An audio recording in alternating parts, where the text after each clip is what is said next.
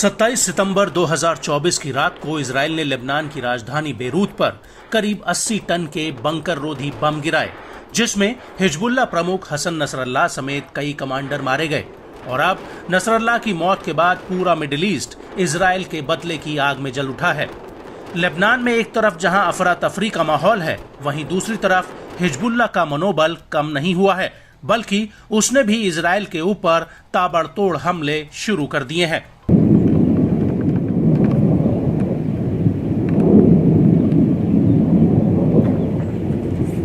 दरअसल हिजबुल्लाह ने इजराइल के ओफेक कैंप को फादी-1 रॉकेट हमलों से दहला कर रख दिया। इस हमले के तुरंत बाद अल मनारा सेटलमेंट पर हिजबुल्लाह के रॉकेट बरसने लगे।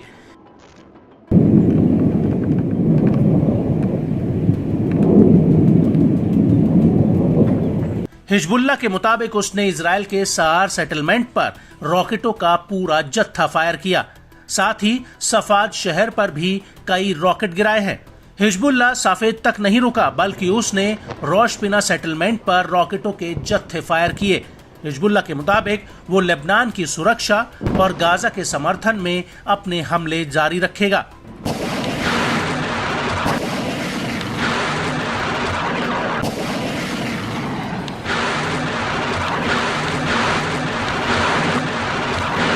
और यही वजह है कि हिजबुल्लाह ने स्नोबर सेटलमेंट को रॉकेटों के एक जत्थे से जलाकर खाक कर दिया। वहीं रामिया साइट पर तो पहले हिजबुल्लाह ने आईडीएफ की मूवमेंट पर नजर रखी और फिर उसने उसके ऊपर जमकर गोला बारूद बरसाया। हिजबुल्लाह का कहना है कि उसका ये हमला सीधा और सटीक रहा। वहीं एलियाकिम कैंप पर तो हिजबुल्लाह ने ड्रोन्स का पूरा झुंड ही दाग दिया, जो आईडीएफ के ठिकाने पर जा फटे।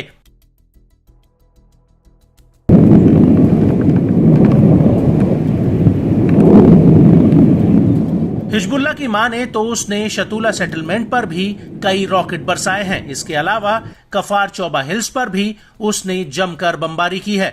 इसके अलावा हिजबुल्लाह ने डादो मिलिट्री बेस और साफेद सैन्य चौकी पर हमले का एक वीडियो भी जारी किया है। इस वीडियो में एक लॉन्चर दिख रहा है जिसमें दर्जनों रॉकेट भरे गए हैं और अचानक ये रॉकेट फायर होने लगते हैं।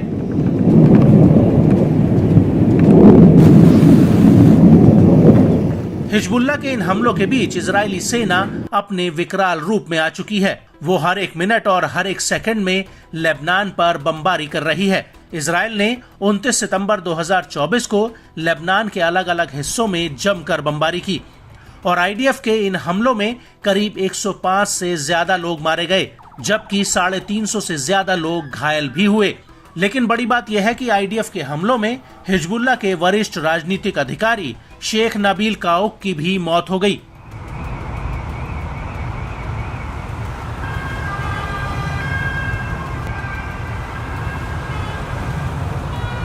रिपोर्ट्स के मुताबिक एन अल देलब के पास आईडीएफ के हमलों में 2 रिहायशी इमारतें मिट्टी में मिल गई, जिसमें 32 लोग मारे गए। हालांकि इन हमलों को लेकर आईडीएफ का कहना है कि उसने हिजबुल्लाह के ठिकानों पर हमला किया, जबकि लेबनान के अधिकारियों का आरोप है कि आईडीएफ ने दक्षिणी लेबनान के बेका, बालबेक हारमेल इलाकों में आम नागरिकों के घरों पर हमले किए।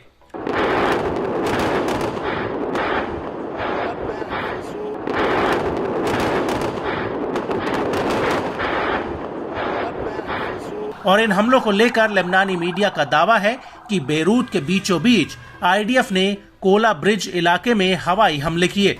बड़ी बात यह है कि गाजा युद्ध शुरू होने के बाद आईडीएफ का ये पहला हमला है जो लेबनान के इतने भीतर और बीचों बीच हुआ।